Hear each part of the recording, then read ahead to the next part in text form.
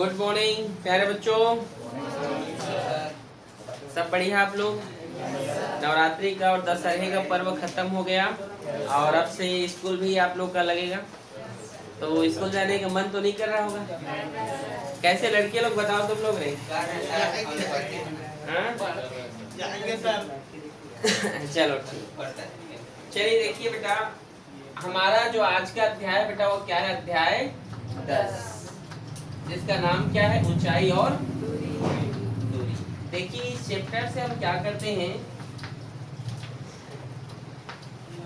इस चैप्टर से हम क्या करते हैं बेटा, जैसे महासागरों की गहराई या किसी पर्वत की ऊंचाई, इन सभी का हम ट्रिग्नोमेट्री के जरिए जो है उसका हम हाइट और उसकी गहराई, डेप्थ या उसकी हाइट को मेजर कर सकते हैं।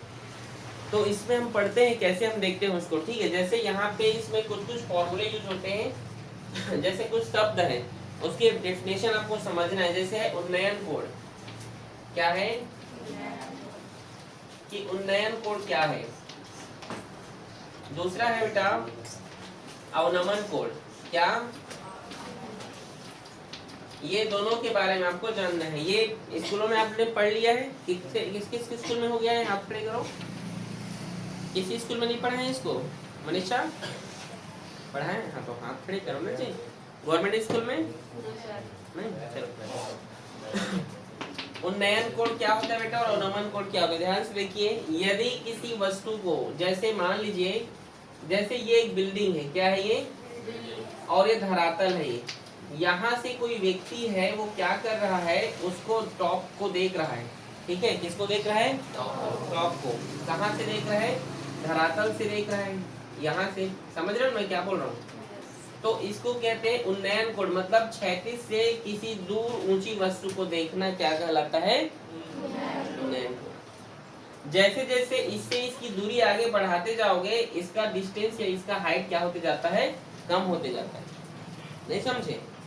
समझ लो मैं क्या कह रहा हूँ। जैसे आप यहाँ पर हैं और इसको देखें, मान लो ये कोई टावर है या कोई बिल्डिंग है, कोई खंबा है, और आप यहाँ पे रह के इसको देख रहे हैं, और आप जैसे इसके आगे बढ़ोगे तो इसका हाइट और बढ़ते जाए, और दूर जाते जाओगे तो हाइट क्या होते जाता है?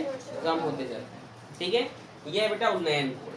ठीक है, और नमन कोण क्या है बेटा? जैसे मान लो आप जैसे घर के बिल्डिंग में, जैसे मान लो ये आपका घर का बिल्डिंग है, टॉप, ये धरातल है ये, ठीक है, और ये आपके घर के बिल्डिंग के ऊपर आप जो है टहल रहे हैं, ठीक है, और वहां से आप नीचे को देख रहे हैं, तो उसे अवनमन कोण कहा जाता है। समझे? इजी है? नहीं समझे चंद्रा जी? अगर नीचे से ऊपर देखोगे तो उन्नयन, ऊपर से नीचे नयन नहीं रे जोशी, अन्नयन नहीं।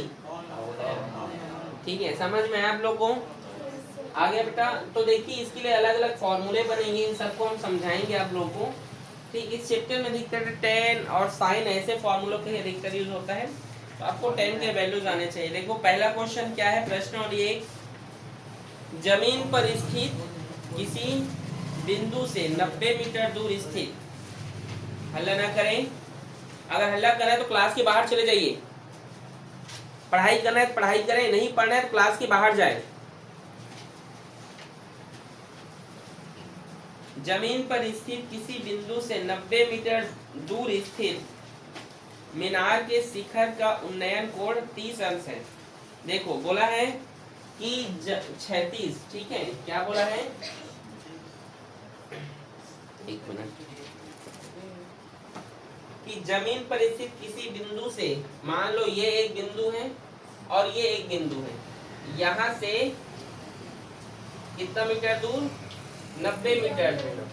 90 मीटर दूर मीनार, यहाँ पर एक मीनार है ये, ठीक है, एक टावर है, ये शिखर का उन्नयन कोण 30 अंश है। तो उन्नयन कोण मतलब नीचे से देखा जा रहा है उसको, कितना है वो? 30 अंश है। तो आपको इस मीनार की ऊंचाई आपको ज्ञात करनी है, ठीक है, ऊंचाई मतलब हाइट। देखो कभी भी आपको किसी का भी वैल्यू फाइंड करना है तो एक आपको साइड पता होना चाहिए या एंगल, देखो दो चीज आपको पता होना चाहिए, एंगल एक साइड, तो आप दूसरा चीज निकाल सकते हैं, या दोनों साइड दिया तो भी आप एंगल फाइंड कर सकते हैं। ठीक है, तो बहुत इजी है, स्टार्ट करें बनाना। ठीक है, मान लेते हैं, ठीक है, ये है ए बी और ये सी।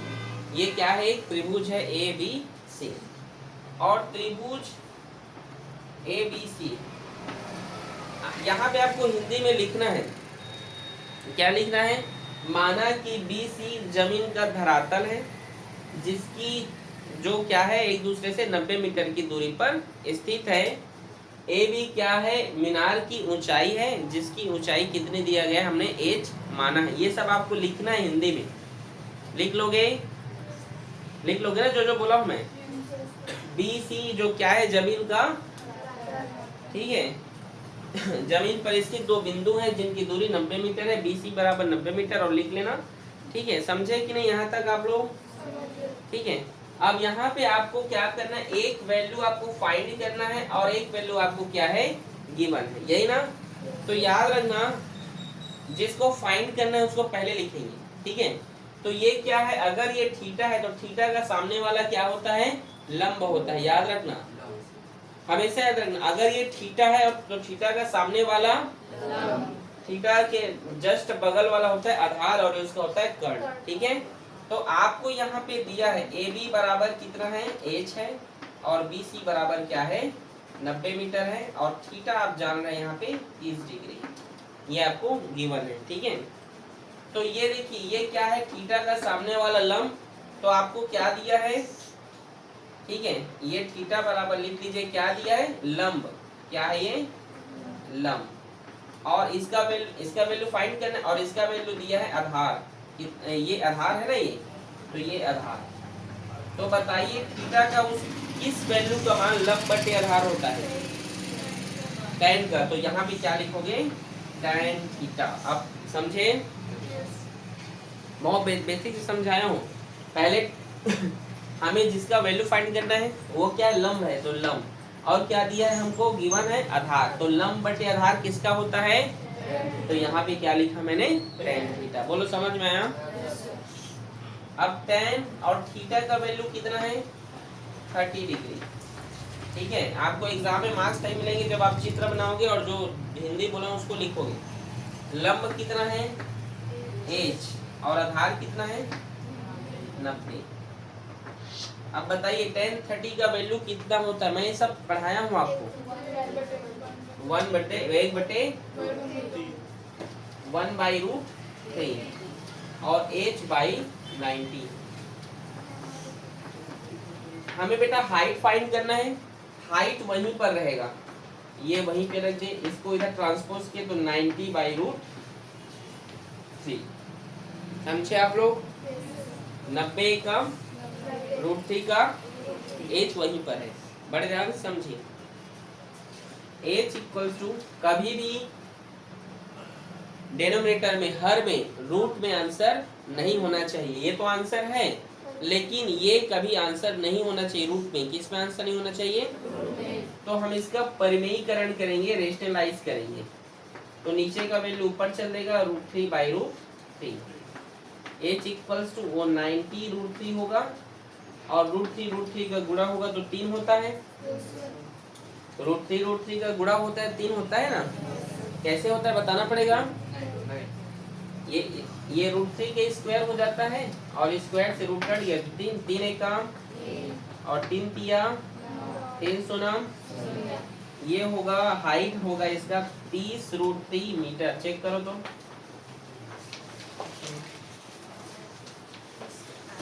आया है, ये है। अगर परीक्षा में अगर आता है तो इस तरीके से ऑप्शन में आता है, सॉरी अथवा करके आर करके, तो या तो वो बना सकते हो या तो ऐसे क्वेश्चन।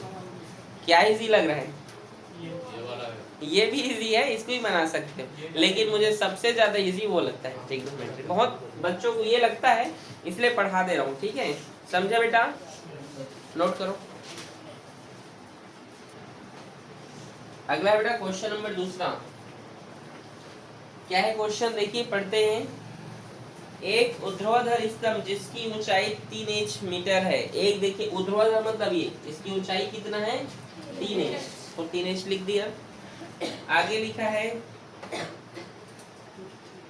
3h मीटर है के पाद बिंदु से √3h दूरी पर स्थित किसी बिंदु से स्तंभ के शिखर का उन्नयन कोण क्या करना है, आपको ज्ञात करना है। ये इसका ये पाद लाइन है, ये ठीक है, ये कितना है √3h, उसका क्षैतिज धरातल, ठीक है, रूट क्या है 3h है यहाँ पे, ठीक है, इसका वैल्यू, ठीक है।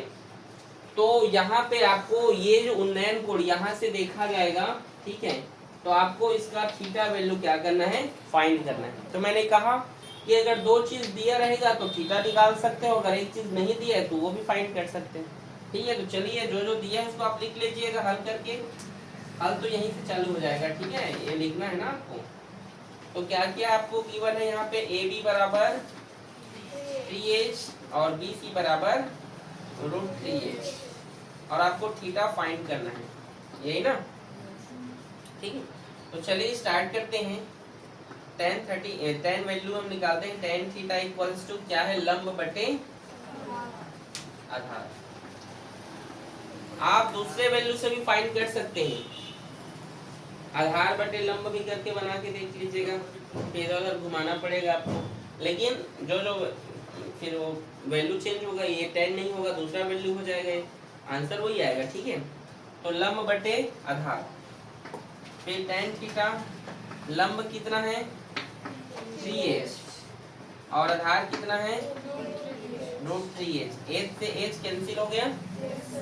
आगे देखिए tan थीटा इक्वल्स टू ये 3 और √3 रेशनलाइज होगा तो ये ऊपर चल देगा, ऊपर जाएगा, यहाँ पे h कैटा तो मैं इसका परिमेयीकरण क्यों रेशनलाइज किया तो √3 ऊपर चल देगा, ऐसे ऊपर नीचे लिखाता है, ठीक है। ये होगा tan थीटा 3√3 और इसका इंटू होता है तो क्या होता है 3 होता है, और इस 3 से 3 कैंसिल, वैल्यू आएगा tan थीटा इक्वल्स टू √3, और tan थीटा का मान √3 कब होता है, जब वो 60 होता है। तो tan theta equals to tan 60, tan से tan कैंसिल, थीटा का मान 7। चेक करो, बोलो इजी है, इसे भी एग्जाम में लिख सकते हो, ठीक है। आ रहा है समझ में, हिंदी लिख रहे हैं लेकिन भाई, ठीक है। चंद्र जी समझ आया पक्का, नोट करो।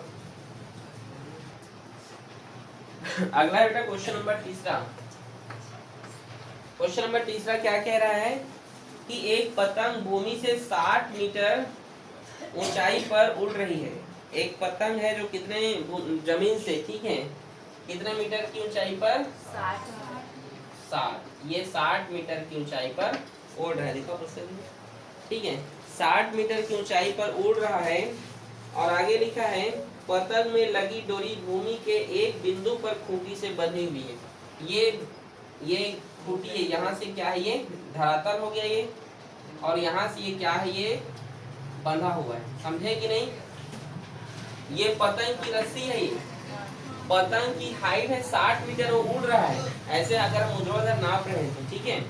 और ये जो डोरी है इस खूंटी से क्या हुआ है, बंधा हुआ है।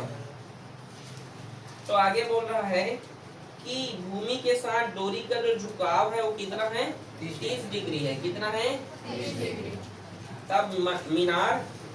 तब यह मानकर कि डोरी पूर्णतः तनी हुई है उसकी लंबाई ज्ञात करो। मतलब यहाँ पर ये जो इसकी आपको क्या करना है, लंबाई ज्ञात करना है, बस ये इसको फाइंड करना है और वैल्यू निकल जाएगी इसका, ए बी सी मान लीजिए। बोलो इजी है कि नहीं, निकाल लोगे इसको, कितने लोग निकाल लोगे, चलो जोशी खड़े हो जाओ। यहाँ पर हम ये जो त्रिभुज ABC है बेटा, चलो मुस्कान आप खड़े होइए, मुस्कान बोलिए बेटा, यहाँ पे हम क्या फॉर्मूला, मतलब कौन सा ट्रिग्नोमेट्री यूज करेंगे जिससे बनेगा,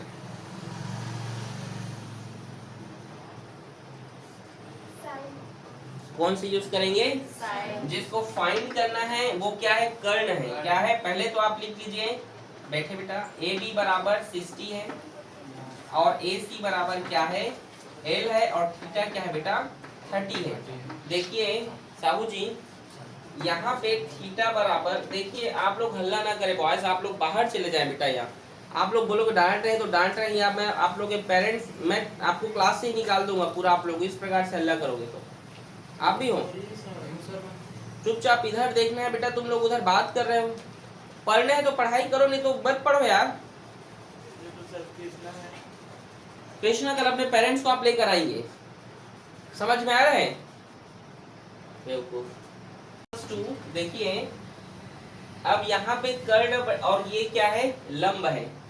तो इस फॉर्मूला से देखिए लाल बटे कका, यह एक और फॉर्मूला होता है, पंडित बद्री प्रसाद हरिहर बोले। अब देखिए ये, और देखिए इसमें और लिखते हैं सोना चांदी तोले, ठीक है। तो आप ये बताएं मेरे को, कर्ण बटे लंब, ऐसा कुछ फॉर्मूला यहाँ पे लंब है, आधार है और लंब है, कर्ण नहीं दिख रहे हैं।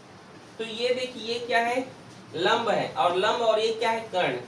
तो लंब बटे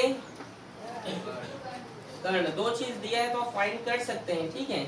लंब बटे कर्ण, तो लंब बटे कर्ण किसका है बताइए, साइन का। तो यहाँ पे आप क्या लिखेंगे, साइन थीटा।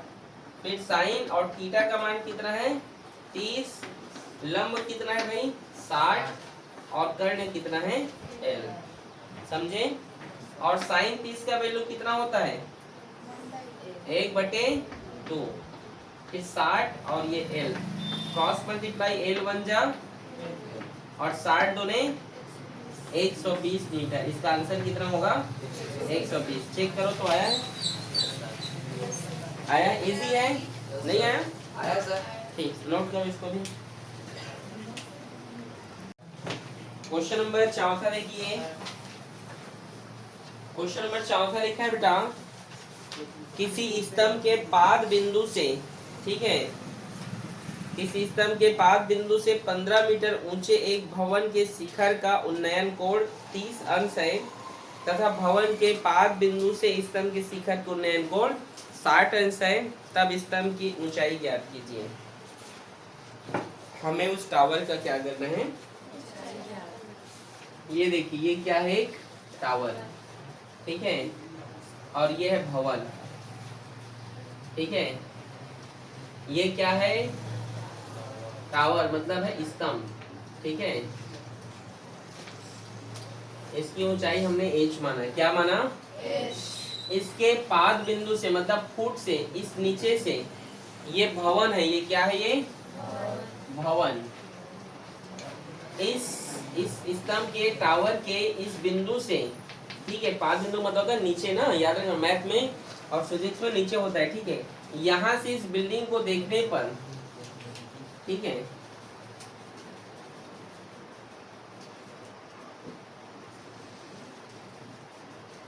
ठीक है, देखने पर ये इसको देख रहा है, मतलब यहाँ पे कोई व्यक्ति खड़ा है, वो इस बिल्डिंग को देख रहा है, तो कितने डिग्री के एंगल बना रहा है, 30 डिग्री का, ठीक है, समझे आप, समझे कि नहीं। और इस भवन के पाद बिंदु से जब इस टावर को देख रहा है, स्तंभ को देख रहा है, तो ये 60 अंश का डिग्री को 60 अंश का कोण बना रहे हैं, समझे कि नहीं यहाँ तक। और क्या क्या दिया है, और दिया है इस ये जो बिल्डिंग है इसकी जो हाइट है वो कितना है, 15 मीटर है, कितना है 15 मीटर। बोलो इजी है, बोलो किसी कठिन लग रहा है, चित्र बनाना इजी हुआ।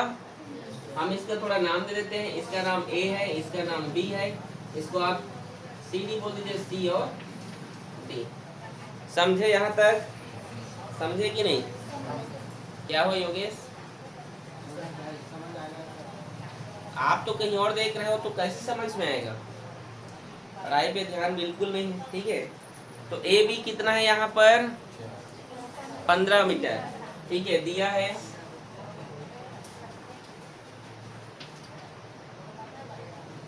AB कितना है जी, 15 मीटर, और CD देखो, सबसे पहले यहाँ पर हमें ये वाला जो बेस है ये हम कैसे फाइंड कर सकते हैं, तो इसको हम 2-3 तरीके से हम फाइंड कर सकते हैं, आ रहा है समझ में। और हमें ये भी पता है CD जो है h मीटर है, कितना मीटर है, h मीटर है। ये वाला वैल्यू फाइंड करने के लिए, क्या करने के लिए, फाइंड करने के लिए जो है हमें, यहाँ पे देखो 2 त्रिभुज है ABD है ना, और एक है CBD, ठीक है, समझे कि नहीं, है ना। AB, इसको C कर दो, ABC, इसको C कर दो, इसको D कर दो, ठीक है, अब ठीक दिखेगा, ठीक है। ABC, अब नाम में ठीक लग रहा है, ठीक है ना, और DBC, है कि नहीं। तो यहाँ पर हम सबसे पहले ABC निकालते हैं, ठीक है। त्रिभुज ABC से, त्रिभुज ABC से हम क्या निकालेंगे, देखिए हमें थीटा दिया है, ठीक है, और ये ABC में ये थीटा, ABC में ये थीटा होगा ना। तो देखिए ये लंब है ना, थीटा का सामने वाला लंब, और हमें आधार ज्ञात करना है। तो लंब बटे आधार किसका होता है, tan, आपको याद रखना पड़ेगा tan थीटा, ठीक है। और बताइए यहाँ पर थीटा का वैल्यू कितना है, 30 है, तो ये 30, समझ आ रहा है। और लंब कितना है यहाँ पे, 15, और आधार कितना है, BC, बोलो समझे। यहाँ तक किसी कोई दिक्कत है तो बोलिए। यहाँ पे tan 30 का वैल्यू कितना होता है, किसको इसको पता है वो हाथ खड़ा करे, बोलिए चंद्र जी। 1/√3, तो हो गया 1/√3, 15/BC। यहाँ पे क्रॉस मल्टीप्लाई कर दे तो क्या होगा, BC बराबर ये होगा 15√3, होगा कि नहीं। तिरछा गुणा करने पर ये BC का वैल्यू आया है 15√3 मीटर, समझे। लेकिन हमें तो इसका वैल्यू नहीं, हमें तो इस CD का हाइट फाइंड करना है ना। किसका वैल्यू फाइंड करना है, हमें CD का हाइट हमें फाइंड करना है। तो कैसे कर सकते हैं, पुनः त्रिभुज DBC से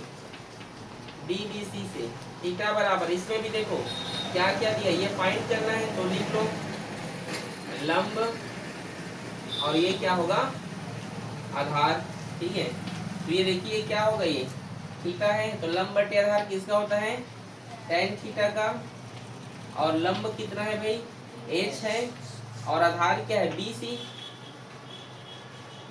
फिर tan थीटा का वैल्यू कितना है, 60, H और BC का मान देखो, यहाँ पे BC का वैल्यू 15√3 है ना, समझ आ रहे हैं। ध्यान से देखो आगे, देखिए tan 60 का वैल्यू कितना होता है, √3, तो यहाँ पे क्या लिखोगे, √3, ये होगा H/15√3।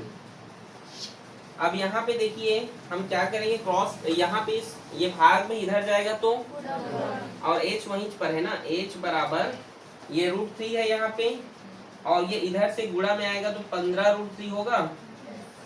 तो आप जानते हैं √3 का गुणा होगा तो 3 होगा, और 15 तिया 45 मीटर, चेक करो तो, ठीक, नोट करो इसको।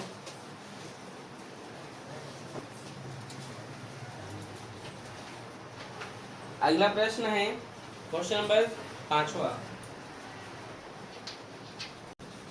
दो मीनारों के बीच की क्षैतिज दूरी 120 मीटर है, ठीक है। दो मीनार हैं, ये एक मीनार है और ये दूसरा मीनार है। इनकी क्षैतिज दूरी, क्षैतिज मतलब ये वाला दूरी, ठीक है। इनकी जो क्षैतिज दूरी है कितना है, 120 मीटर, 120 मीटर, बोलो समझे यहाँ तक, ठीक है। आगे यहाँ पे लिखा जा रहा है, थोड़ा मीनार को और बड़ा बना देते हैं जी, मतलब थोड़ा दूर दूर,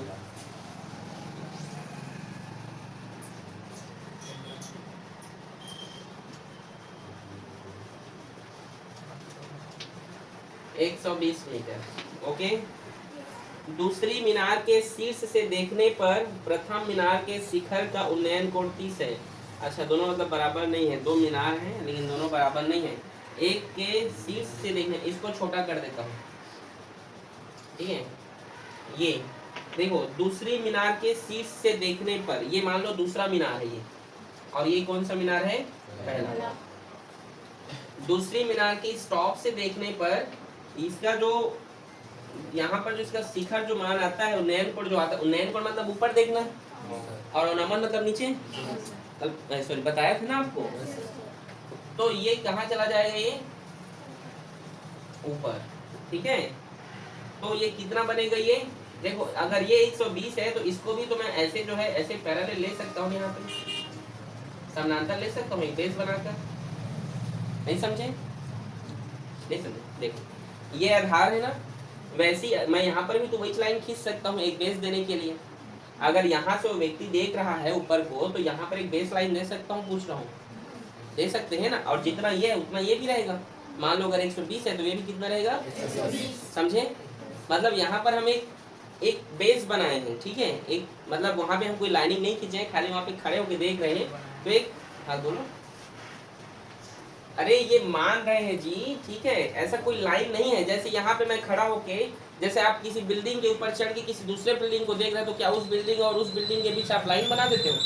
लेकिन एक रेखा समझ लो कि एक रेखा खींचा हुआ है, तो वही एक रेखा यहाँ पे मैंने मान लिया। तो ये यहाँ पर कितने इसका कोण बन रहा है, ये 30। बोलो समझ में आया?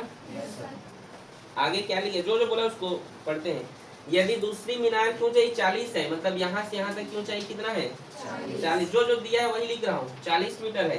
तो आपको प्रथम मीनार की ऊंचाई ज्ञात करना है। समझे? समझे कि नहीं? ठीक है, चलो नाम देता हूँ, A B C D E। यहाँ तक कोई दिक्कत किसी को नहीं? हमें यहाँ से यहाँ ये पहले मीनार की ऊंचाई ज्ञात करना है। तो मान लेते हैं यहाँ से यहाँ तक की ऊंचाई क्या है, h। क्या है भाई, h है। आप जानते हो E से D तक का मान कितना है, E से D तक का मान, तो B से C तक का भी मान कितना होगा, होगा कि नहीं? सेम हाइट है तो होगा ना। जैसे आप लोग दो लोगों का हाइट मेजर करते हो, तो जहाँ तक आपका हाइट आता है वहाँ तक तुम बोलते हो आप मेरे से 4 इंच ज़्यादा हो, 5 इंच ज़्यादा हो, ऐसे बोलते हो ना। तो वैसे इस 40 प्लस ए भी होगा, ये होगा ना, मतलब 40 से कुछ और ज़्यादा होगा ये भी। समझे कि नहीं? मतलब हम यहाँ पे क्या कर सकते हैं, ए सी निकालने के लिए हम क्या कर सकते हैं, A B plus B C कर सकते हैं कि नहीं, बोलो। और हमें यहाँ पे ई और डी का वैल्यू हमें गिवन है, कितना है वो बोलिए, 40 मीटर। और हमें सी डी का भी मान पता है 120 मीटर। बोलो समझे कि नहीं? कठिन लग रहा है क्या? यहाँ पे एक त्रिभुज आप देख सकते हैं, त्रिभुज ए बी ई दिखाई दे रहा है सभी को, ठीक है। त्रिभुज ए बी ई में, ठीक है, हम क्या करेंगे, यहाँ पे हम tan थीटा निकाल रहे हैं, ठीक है। हमें इसका वैल्यू हम मान रहे हैं, h माने है ना। जैसे मान लीजिए हमें ए बी का हमें मान चाहिए, ठीक है, एक मिनट रुकिए ना। ए सी का हम मान जो है h नहीं देते हैं, रुको ना। हम जो है ए से सी तक का मान h नहीं देते, हम ए से बी तक का डिस्टेंस h मान लेते हैं। नहीं समझे? देखो बी से सी तक का मान कितना है, और ए से बी तक का, समझ गए?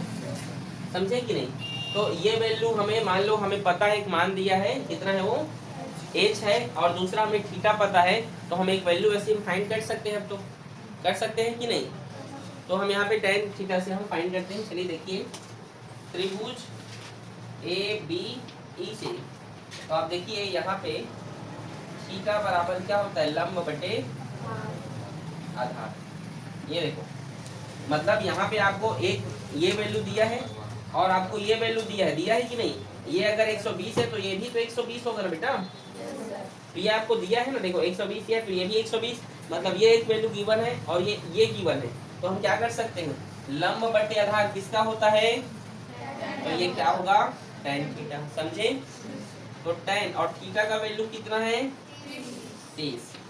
लंब कितना है, लंब क्या है, h, और आधार 120। आप बताइए tan 30 का मान कितना होता है, आप बताओ। रूट नहीं होता है, इसलिए बोल रहा हूँ अच्छे से पढ़ाई करो चंद्रा जी। 1/√3 क्या होता है, 1/√3। इसलिए आप लोग को याद करने की बोला था, और अचानक से मान लो पूछ दिया तो ऐसे, और उसको बनाने के लिए पीरियड हो गया तो कैसे चलेगा। याद है ना? ठीक, एच का एच और ये 120। इसको क्या मैं ऐसे भी तो लिख सकता हूँ? इसको हम कैसे लिख सकते हैं? इसको हम एच इक्वल्स टू 120/√3 लिख सकते हैं, नहीं लिख सकते हैं कि नहीं? अब आप जानते हैं कि नीचे में क्या नहीं होना चाहिए, तो इसका हम क्या करेंगे? परमीकरण करेंगे। तो h इक्वल्स टू 120/√3 मल्टीप्लाई √3/√3। ये आप जानते हैं, परमीकरण करते हैं तो ऊपर नीचे इस प्रकार से लिखते हैं। h इक्वल्स टू 120√3 और √3 का गुणा होगा तो 3 एका 3 चौक 3 सुनम ये। तो h, ये जो h है ये कितना निकल कर आया? 40√3 आया ना? इसका वैल्यू कितना है? 40√3 आ गया। लेकिन क्वेश्चन ने बोला है हमें A से C तक, मतलब पूरे टावर की ऊंचाई ज्ञात करो, ये बोला है ना। तो हम क्या कर सकते हैं? प्रथम मीनार की ऊंचाई, प्रथम मीनार की ऊंचाई कैसे निकलेगा? तो AC है वो, AC बराबर क्या होगा? AB plus BC। तो AC बराबर AB का मान कितना है यहाँ पे? 40√, और BC ये BC है, BC का मान कितना है? 40। दोनों में कैसे पूछिए, जो कॉमन है सेम है। 40 को बाहर लिख दीजिए, अंदर में बचा √3 + 1 मीटर। चेक करो तो आया है? इजी आया है? इजी है? नोट करो। अगला क्वेश्चन है क्वेश्चन नंबर 6वां। एक मीनार के आधार से एक सरल रेखा में A और B दूरी पर स्थित दो बिंदुओं से मीनार के शिखर के उन्नयन कोण पूरक कोण है, तो सिद्ध करना है कि मीनार की ऊंचाई √AB होगा। देखो ये एक मीनार है, क्या है? एक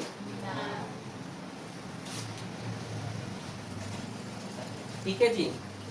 अब इस मीनार से ठीक है, ये मीनार है जिसकी हाइट हम मान लेते हैं क्या है? h है। इसकी हाइट हम क्या मान लेते हैं? h है, ठीक है। और यहाँ से क्या बोला है कि एक सरल रेखा, ये सरल रेखा हो गया A और B दूरी पर स्थित दो बिंदु है। ये है एक बिंदु और ये है दूसरा बिंदु। यहाँ से लेके यहाँ इस पाथ से लेकर यहाँ तक क्या है? ये A है, और फिर यहाँ से लेकर ये क्या है? ये B है। समझे कि नहीं? समझ में आया? दो बिंदु है बोला है, तो एक बिंदु ये हो गया, दूसरा बिंदु ये हो गया, ठीक है? समझे? मीनार के शिखर के उन्नयन कोण मतलब यहाँ से उन्नयन कोण पूरक कोण है, मतलब ये एक कोण हो गया, ये एक कोण हो गया, और दूसरा कोण यहीं से ना, ठीक है? तो पूरक कोण मतलब होता है ये थीटा है, तो ये क्या होगा? 90 - थीटा। मतलब पूरक कोण का मतलब होता है कि इन्हीं दो कोणों का जो सम होता है वो कितना होना चाहिए? 90 अंश होना चाहिए, ठीक है? कोई भी दो कोण क्या हो? 90 अंश हो, वो क्या हो? मतलब दोनों को जोड़ने पर क्या है? वो 90 का है, तो क्या होगा? वो पूरक कोण है। तो अगर ये थीटा है तो 90 में थीटा को घटाओगे तो इसका वैल्यू निकलेगा ना? समझे कि नहीं? अगर मान लो ये 40 है तो ये कितना होगा? 50 होगा। तो कैसे पता? तो 90 में 40 को घटाएंगे। समझे? समझ आया ना?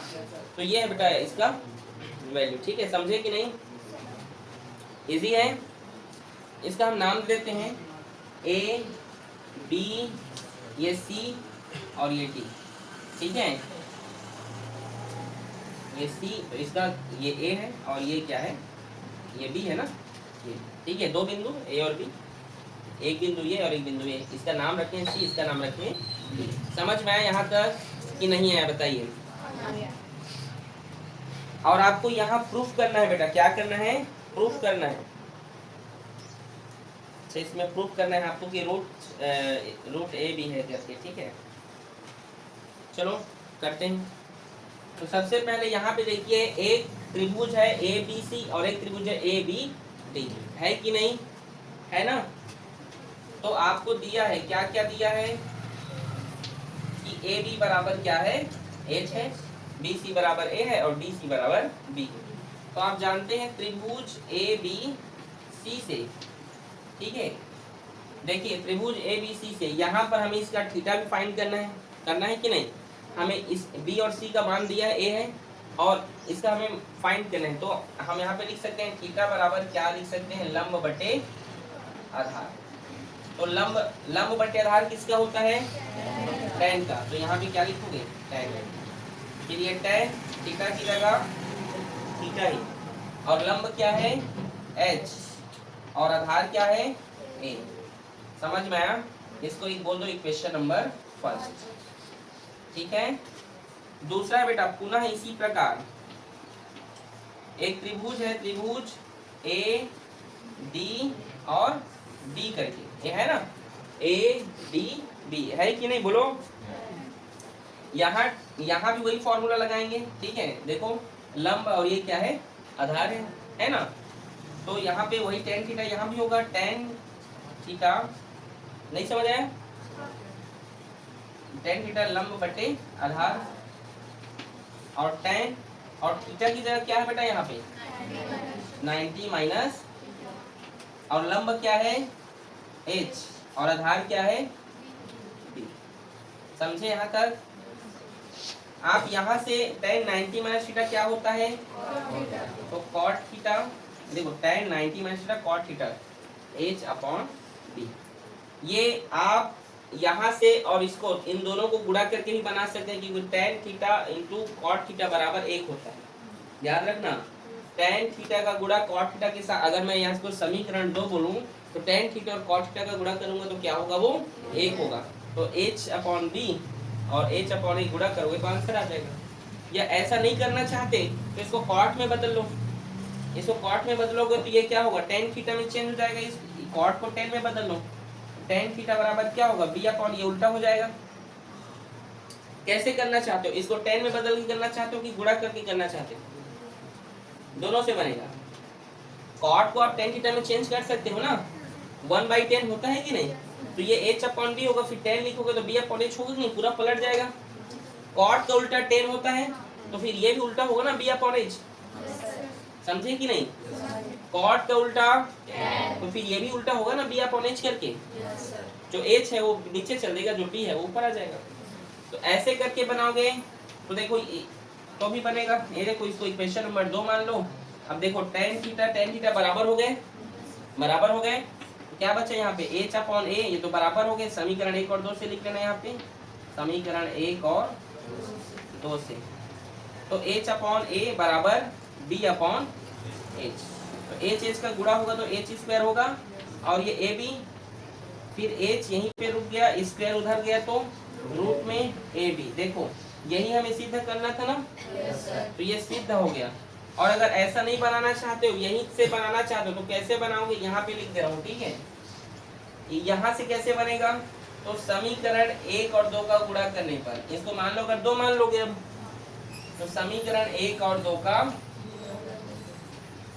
गुणा करने पर तो tan theta into cot theta बराबर क्या होगा, h upon a multiply h upon b। समझे। तो गुणा होगा तो ये 1 होगा, h का गुणा होगा तो h स्क्वायर, और ये क्या होगा a b इधर जाएगा तो ये गुणा में हो जाएगा, और ये h स्क्वायर। फिर आप समझ गए, समझे कि नहीं। फिर ये क्या होगा, रूट ए बी बराबर h के स्क्वायर, इधर आएगा तो रूट में। समझे कि नहीं।